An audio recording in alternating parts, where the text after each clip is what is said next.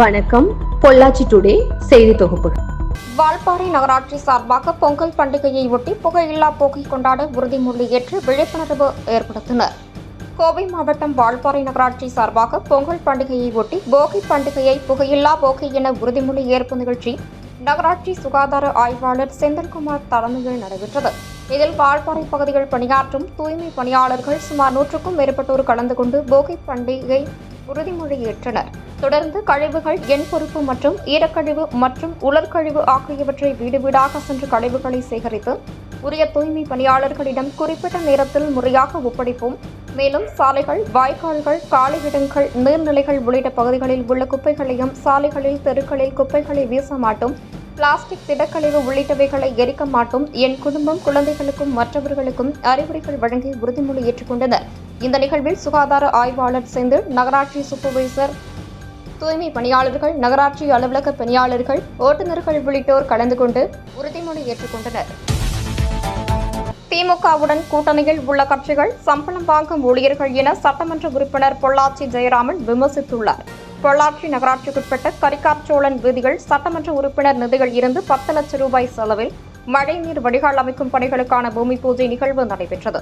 இதில் முன்னாள் துணை சபாநாயகரும் சட்டமன்ற உறுப்பினருமான பொள்ளாச்சி ஜெயராமன் கலந்து கொண்டு பணிகளை துவக்கி வைத்தார். நிகழ்ச்சியில் அதிமுக நகர செயலாளர் தம்பி என்கிற கிருஷ்ணகுமார், நகரமன்ற உறுப்பினரும் கோவை புறநகர தெற்கு மாவட்ட மாணவரணி செயலருமான ஜேம்ஸ் ராஜா, கோவை புறநகர் தெற்கு மாவட்ட அம்மா பேரவை செயலாளர் விஜயகுமார் உள்பட ஏராளமான அதிமுக பிரமுகர்கள் கலந்து கொண்டனர். தொடர்ந்து செய்தியாளர்களுக்கு சட்டமன்ற உறுப்பினர் திரு பொள்ளாச்சி ஜெயராமன் பேட்டியளித்தார். கட்சியோடு தோழமையில் இருக்கிற அவர்களுடைய கூட்டணி கட்சிகள் எல்லாம் மாத சம்பளம் வாங்குகிற ஊழியர்கள், அவங்களுக்கு பிஎஃப், இஎஸ்ஐ தான் இன்னும் போடாமல் இருக்குது. அது இந்த தேர்தலுக்கு பிறகு வாங்கிக்குவாங்க. அவங்க எதுக்காக வக்காலத்து வாங்குவது என்று தெரியாமல் எல்லாவற்றுக்கும் வக்காலத்து வாங்குறது. மத்திய அரசு கொண்டு வந்து ஒரு சட்டத்தில் ஓய்வூதிய திட்டத்தில் 2003 மாற்றம் செய்தது.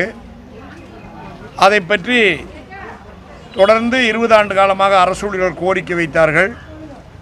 திமுக 2021 சட்டமன்ற தேர்தலிலே நாங்கள் ஆட்சிக்கு வந்தால் மீண்டும் பழைய ஓய்வூதிய திட்டத்தை அமுல்படுத்துவோம் என்று தான் சொன்னார்களே தவிர, இப்படி ஏதேதோ சுற்றி வளைத்து மொத்தத்திலே தூங்குகிறவன் தொடையிலே கயிறு திரிக்கிற வேலையை திமுக செய்கிறது. அரசு ஊழியர்கள் இனி ஏமாளிகளாக இருக்க மாட்டார்கள். எப்போதும் திமுக தேர்தல் அறிக்கை என்று சொன்னாலே ஏமாற்று வேலைதான். 2006 திமுக தேர்தல் அறிக்கையிலே நிலமற்ற விவசாய தொழிலாளர்கள் அனைவருக்கும் தலா 2 ஏக்கர் நிலம் வழங்கப்படும் என்று சொன்னார்கள். அதை நம்பி தமிழ்நாட்டு மக்கள், ஏழை எளிய விவசாய தொழிலாளர்கள் ஓட்டு போட்டார்கள். சட்டமன்ற தேர்தல் முடிந்து ஆட்சி அமைந்ததிலிருந்து 2011 வரை நாங்களும் எங்கள் அம்மா அவர்களும் என்னை போன்ற சட்டமன்ற உறுப்பினர்களும் ஒவ்வொரு முறை சட்டமன்றம் கூடும்போதும் எங்கே 2 ஏக்கர் நிலம் என்று கேட்டபோதெல்லாம் நாங்கள் நிலத்தை தேடிக்கொண்டிருக்கிறோம் என்று சொல்லி கடைசியிலே ஆட்சியே முடிந்து போனது. அதை போலத்தான் அரசு ஊழியர்கள், அதே போல் மாணவர்களுக்கு கல்வி கடன் தள்ளுபடி என்று பல பொய் பித்தலாட்டங்களை சொல்லி திமுக தேர்தல் அறிக்கை என்றாலே பொய் பித்தலாட்டம் என்று தமிழ்நாட்டு மக்கள் பேசிக்கொள்கிற சூழ்நிலையிலே இப்போது மீண்டும் தேர்தல் அறிக்கை தயார் செய்து கொண்டிருக்கிறது திமுகவினுடைய தேர்தல் அறிக்கை யாரும் திரும்பி கூட பார்க்க மாட்டார்கள். ஆனைமலை நகர திமுக சார்பாக மத நல்லிணக்க சமத்துவ பொங்கல் விழா நடைபெற்றது. தமிழர் திருநாளாம் தைப்பொங்கலை வரவேற்கும் விதமாக திமுக சார்பாக பல்வேறு பகுதிகளில் சமத்துவ பொங்கல் விழாவை கொண்டாடி வருகின்றனர். இதன் ஒரு பகுதியாக ஆனைமலை நகர திமுக சார்பாக மத நல்லிணக்க சமத்துவ பொங்கல் விழா இன்று மாலை நடைபெற்றது. ஆனைமலை நகர திமுக செயலாளர் டாக்டர் செந்தில்குமார் தலைமையில் நடைபெற்ற சமத்துவ பொங்கல் விழாவில் இந்து, முஸ்லிம், கிறிஸ்தவர்கள் என 3 மதத்தினரும் கலந்து கொண்டு புதுப்பானையில் பொங்கல் வைத்து கொண்டாடினர். மேலும் இந்த சமத்துவ பொங்கல் விழாவில் பெண்கள் மற்றும் சிறுவர் சிறுமிகளுக்கு கோலாட்டம், கோலப்போட்டி உள்ளிட்ட பல்வேறு விளையாட்டுப் போட்டிகள் நடத்தப்பட்டது. தொடர்ந்து போட்டிகளில் வெற்றி பெற்றவர்களுக்கு பரிசுகளும் வழங்கப்பட்டது.